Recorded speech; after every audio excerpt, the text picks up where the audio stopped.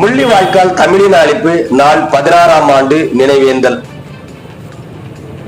இன்று ஓசூர் ராம்நகர் அண்ணா சிலை அருகில் நடைபெற்றது.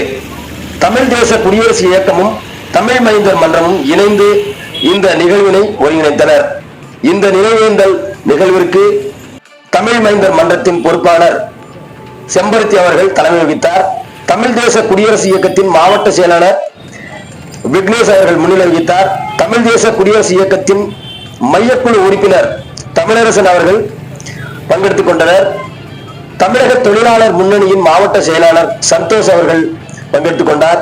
இளைஞர் ஒருங்கிணைப்பு இயக்கத்தின் மாவட்ட செயலாளர் ராமமூர்த்தி அவர்கள் மற்றும் விடுதலை சிறுத்தைகள் கட்சியின் மாவட்ட செயலாளர் எம் ராமச்சந்திரன் அவர்களது மற்றும் M Marappa, K R Suriyavalavan, Sampath, Muniraj, Rajasekar, மகளிர் அணி அமைப்பாளர் ராஜேஸ்வரி மற்றும் தமிழ் தேச குடியரசு இயக்கம், தமிழ் மைந்தர்கள் மன்றம் உள்ளிட்ட பலர் கலந்து கொண்டனர் என்பது குறிப்பிடத்தக்கது.